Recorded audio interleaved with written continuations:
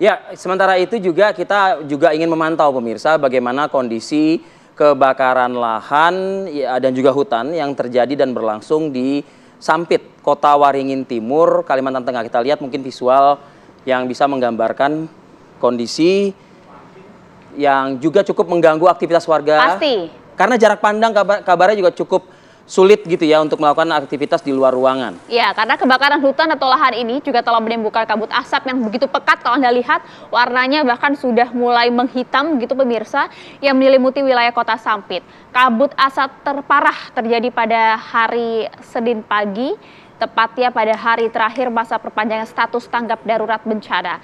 Pemerintah Kota Waringin Timur kembali memperpanjang status tanggap darurat. Perpanjangan status ini berlaku hingga 14 hari, yaitu terhitung sejak tanggal 3 hingga 16 Oktober mendatang. Selain belum menunjukkan tanda-tanda kebakaran hutan atau lahan akan berakhir, ini BMKG Sampit memperkirakan paling tidak dalam 20 hari ke depan ini juga tidak terjadi hujan, sehingga potensi kebakaran hutan dan juga lahan ini masih tetap tinggi, karena prediksi dari BMKG memang hujan paling tidak baru akan turun di wilayah Kalimantan Tengah pada bulan awal November begitu ya, sehingga dipastikan nampaknya potensi kebakaran hutan dan lahan ini masih cukup tinggi di kawasan Sampit. Ya, kita coba akan perbarui hal ini bersama dengan rekan kami pemirsa ada Didi Syahwani di sana. Didi, artinya betul tidak sih bahwa perpanjangan masa tanggap darurat ini dengan kondisi cuaca yang saat ini memang kurang bersahabat di sana? Ya, Ahmad Fadil dan Maria, memang untuk saat ini pemerintah Kabupaten Kota Waringin Timur terpaksa kembali memperpanjang masa tanggap darurat selama 14 hari atau 2 minggu. Karena memang kondisi kebakaran lahan dan hutan dalam beberapa hari terakhir ini populasinya terus meningkat. Bahkan dalam satu hari setidaknya ada 10 titik yang lahan yang terbakar, dan itu kebanyakan berada di sekitar lingkungan pemukiman. Ada juga beberapa yang berada jauh di tengah hutan dan sulit terjangkau, dan itu terpaksa pemadamannya dilakukan melalui operasi udara, yaitu melalui waterbombing. Dan perlu kami informasikan juga, pagi hari ini pemerintah Kabupaten Kota Waringin Timur bersama Polres Kotim baru saja menggelar sholat istisqa atau sholat minta hujan. Karena memang berdasarkan informasi dari BMKG Bandara Haji Hasan Sampit, dalam 20 hari ke depan kecil kemungkinan akan terjadi hujan sehingga kemarau akan terus berlanjut. Oleh karena itu berbagai upaya dilakukan, salah satunya dengan menggelar sholat istisqa. Arif Adil dan Maria. Oke, Didi, artinya kan saat ini informasinya memang kualitas udara cukup buruk, bahkan jarak pandang betul kurang dari 10 meter di sana. Bagaimana aktivitas masyarakat di sana, Didi? Ya, memang hari Senin kemarin merupakan kabut asap yang paling parah yang pernah terjadi selama terjadinya kebakaran hutan dan lahan, di mana jarak pandang bahkan di bawah 5 meter, yaitu mulai dari pagi hari hingga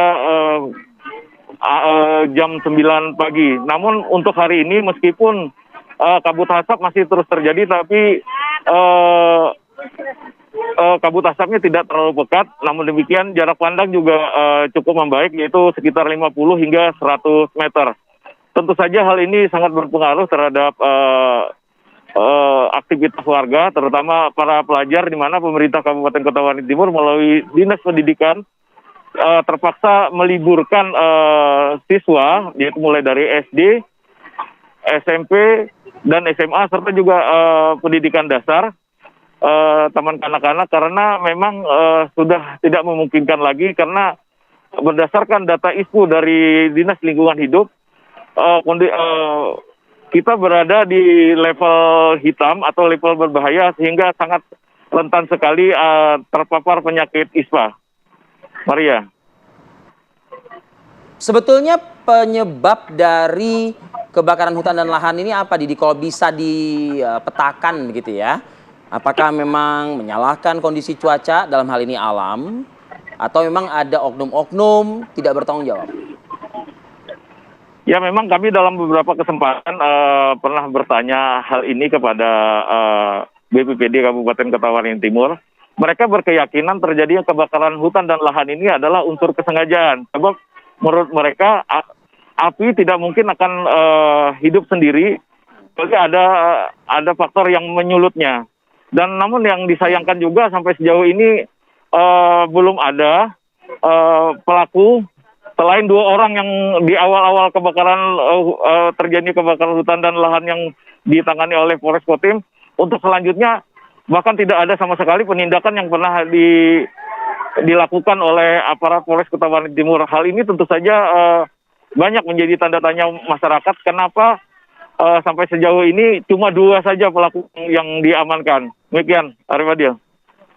Baik. Oke, baik Didi. Memang fokus pemerintah saat ini adalah bagaimana kemudian bisa meminimalisir dampaknya ya, dan juga aktivitas warga bisa berjalan dengan normal kembali. Terima kasih Didi Syahwani atas laporan Anda.